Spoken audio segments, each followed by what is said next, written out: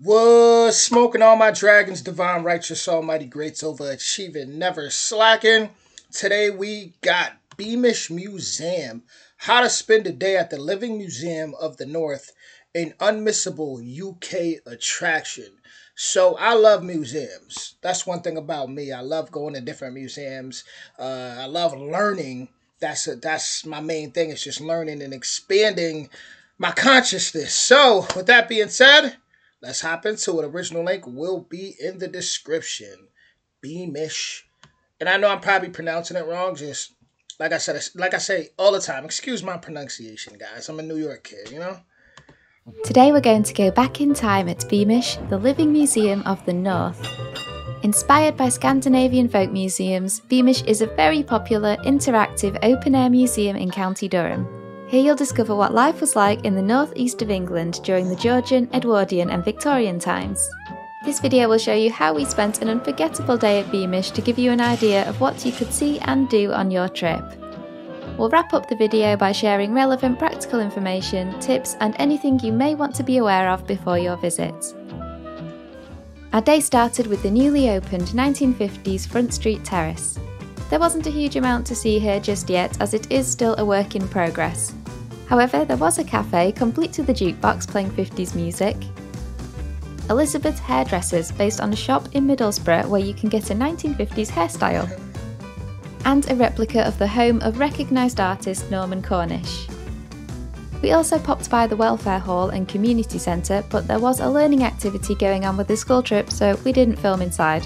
However, we did get some clips of these fun old school advertising signs lining the fence. It definitely gives off that old school vibe, like you just walked into a time machine and you went back into the 50s, 60s. I love it, I love it, I love it.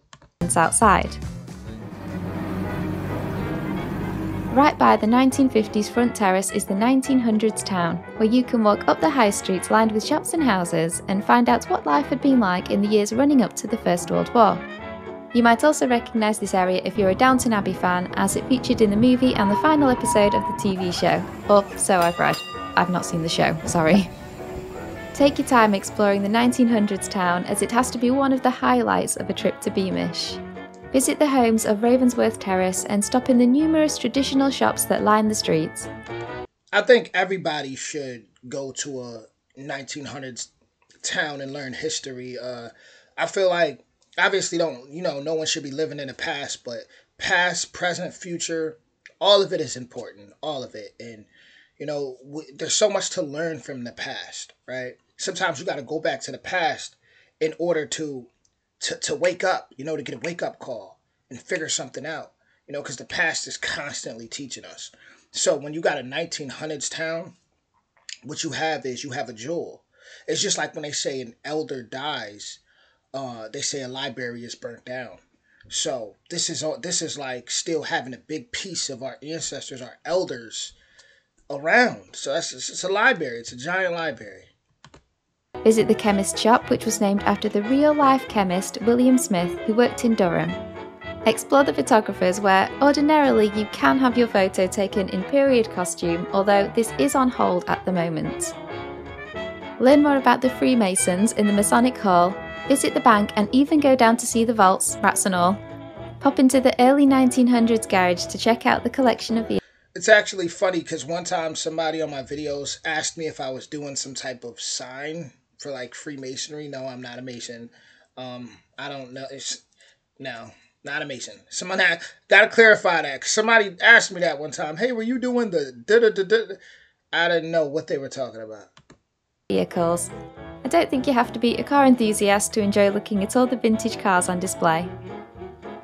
If you're feeling a bit peckish, then let your nose guide you into the incredible smelling bakery offering traditional, freshly baked goods.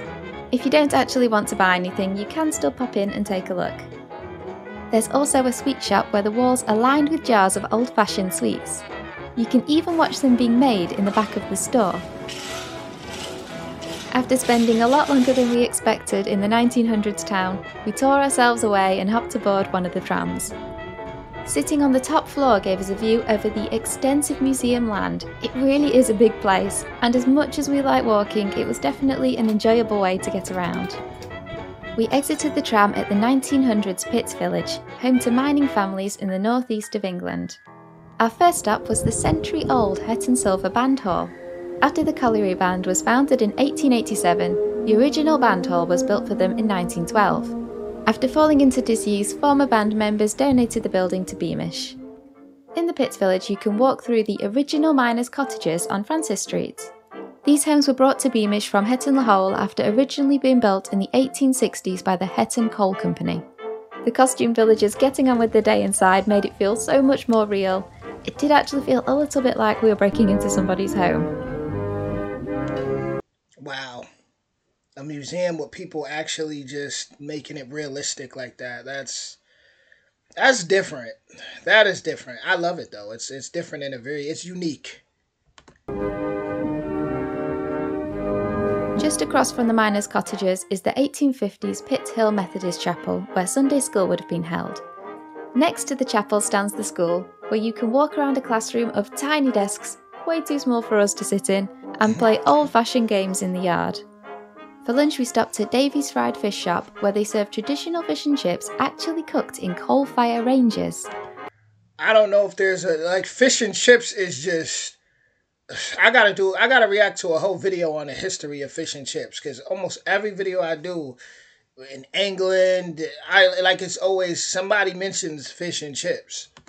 They were absolutely delicious. It's like they love their fish and chips. After lunch we visited the colliery yard. At the peak of coal production in 1913, over 165,000 men and boys worked in Durham's gruelling mines. We started at the engine shed, where we watched coal being shovelled into the engine of one of the colliery locomotives, firing it up. A staff member told us they had to do this slowly as the engine had been cold for a while, and if it heated up too quickly it would damage it. From here we went into the wooden Heapstead building. It was right here that workers were lowered into the mine and coal was brought back up to the surface. The lift cages were raised and lowered using the winding engine, which you can see in the adjacent stone building. You could actually take a guided tour down into the drift mine. Sadly, we didn't have time to squeeze this in on our visit, which is a shame because it sounds like it would be such an interesting experience. If you've been down the drift mine at Beamish, we'd love to hear about it. We left the colliery and went even further back in time to the Georgian period of the 1820s. Walking by the cow pasture, we came to a tiny heather-thatched cottage, which is actually a recreation of the home of Joseph Headley, an acclaimed Georgian quilter who was murdered in 1826. Just past the cottage is the medieval church of St Helen, which was originally built in Eston.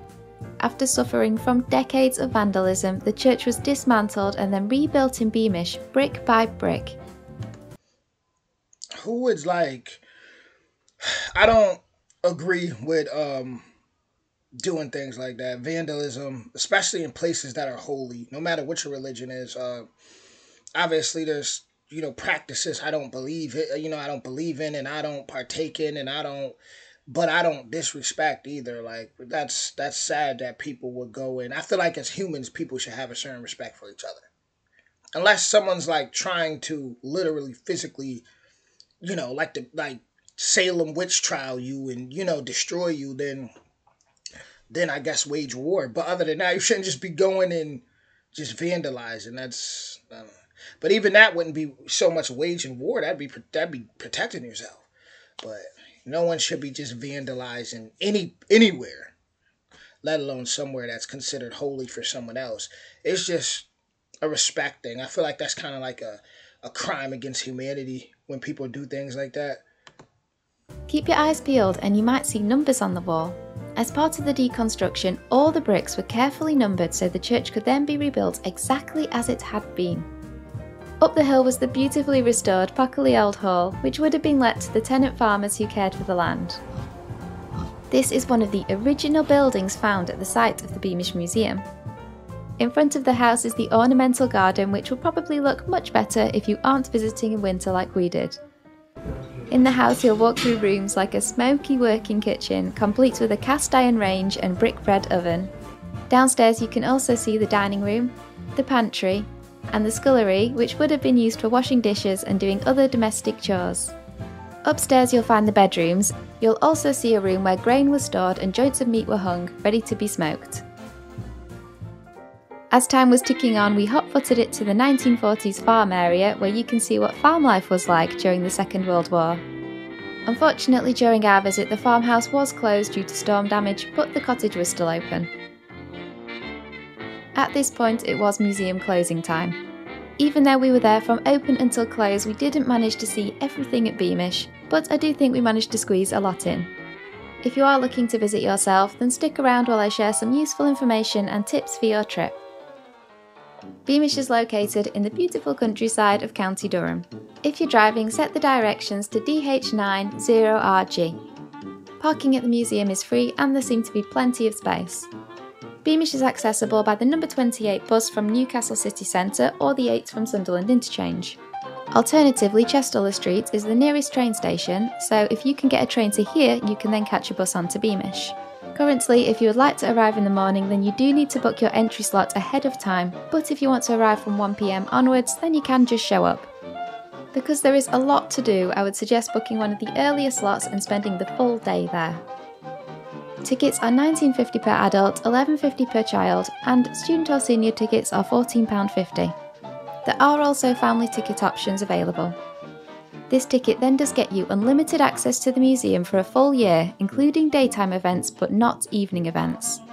Special events are held throughout the year, so check the Beamish website to see what's coming up. Okay, next point. Beamish is huge. While I think you could pop into each area in the space of a day, there is simply too much there to explore every corner and take in every detail, and they're continuing to expand the museum, so really, if you live close enough to the museum, then you'll probably want to make the most of that unlimited annual access with your tickets. I would suggest having an idea of anything you and your family definitely want to see and prioritising that before you get too distracted by all of the other things there are to see there. If there isn't anything in particular that you already know that you want to prioritise, then I would suggest focusing on the 1900s town and the 1900s pit village and colliery. My advice would be to start in the 1900s town so you can visit the shops with lower crowds and shorter queues. In the spirit of not rushing to fit everything in, I'd also say take the time to talk to the staff.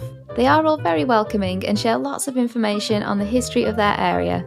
I learned about things that were completely new to me. For example, a staff member in a store of the 1900s town explained the use of a cash ball that rolled along a slope track on the ceiling to carry money between the sales desk and the cash office. Given that the museum is so big, let's talk about getting around. You can walk the grounds and there are signs telling you the distance to walk between the different areas. Even if you are happy walking, I would suggest still having a ride on the tram at least once, as it's free and it is an experience in itself. If you do want fish and chips, then we found that there was a long wait. This may... You're killing me with the fish and chips. Now, I'm gonna have to try it. But I wish there was like a perfect, I guess, fish and chips I could order that's from England, right? I'm gonna have to look it up. I just don't see it being fresh. Obviously, if I get it delivered, I don't know. I'm gonna look into that. Maybe someone could refer me to maybe a restaurant somewhere in the Northeast or something. I'm sure in the South, in the southern part of the United States, they can make some real good fish and chips. But yeah, I keep hearing that over and over. Ease once the fish and chip shop at the 1950s front terrace is up and running, but in our experience, waiting for food did eat into valuable exploring time, so I would suggest bringing some food with you in case queues are huge. In an ideal world, you would save your visit for a good weather day, but we can't let the potential of a bit of rain stop us from day trips, or we'd probably never go anywhere. Do make sure you bring waterproofs and an umbrella though, just in case, as in many areas there will be little shelter from the elements. Well-behaved dogs are allowed around the museum if they're kept on a lead, but do know that unless they are an assistance dog, then they are not allowed into all of the buildings and exhibits. If you've been to Beamish and have any tips that we missed, then do share them in the comments. If you're looking for other activities in County Durham, then we do also have a video of things to do in the city of Durham, which I will link here. We also have videos of other places to visit in the UK, so I'll leave a playlist here if you're still looking for more ideas. Thanks for watching, I hope you have a great stay at Beamish.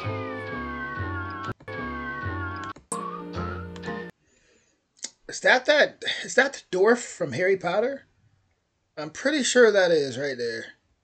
Thanks for watching. I hope you have a great stay at Beamish. Obviously a replica, because sometimes I don't think people get my American sarcasm. Like, people think I be serious when I don't be serious. Like I know that's a replica. Let me just put that out there. But I feel like that's like an amazing place to bring a kid. You know, definitely bring like kids on a field trip. That's one thing Europe in general has. England everywhere has, is so much field trip worthy places, right? Like, a kid may not appreciate this history that much, depending on the kid, but I guarantee the older they get, looking back, they'll be like, wow, I learned a lot of things. I feel like this is definitely a hidden gem. I mean, I don't know how hidden it is over there, but obviously in America, we don't really know too much about a 1900s town. So, in all the way out there, so to me, it's a hidden gem, right? Um, Usually when you think about visiting and, traveling, people usually think about going somewhere like maybe Dubai or a beach or some type of island. They don't really think about going to a 1900s town. And I mean, you could do all that stuff too, but I really do feel like going and exploring things like this, and humbling yourself enough to learn, is just as important as going to an island, as going to a beach, because I just feel like, once again, the past and history plays an important role. You know, a lot of people like to say, "Oh, forget about the past; it no longer exists anymore." I mean, yeah, it's true. You know, it don't exist anymore. But once again, it still plays a part, and sometimes you got to go and study the past so you can even predict the future, right? So you don't make the same kind of mistakes, and that's very important. But with that being said, that was Beamish Museum. And it looks amazing. Definitely somewhere where I would love to visit. With that being said, it's getting hot. As I can see, I'm sweating. You know, the weather's breaking for sure out here. So I'll be back with more soon. Original link in the description. And let me know if you've been to the museum and how did you like it and what may have been missed in this video. Definitely state it in the comments below. And I'll see you guys soon. Much love.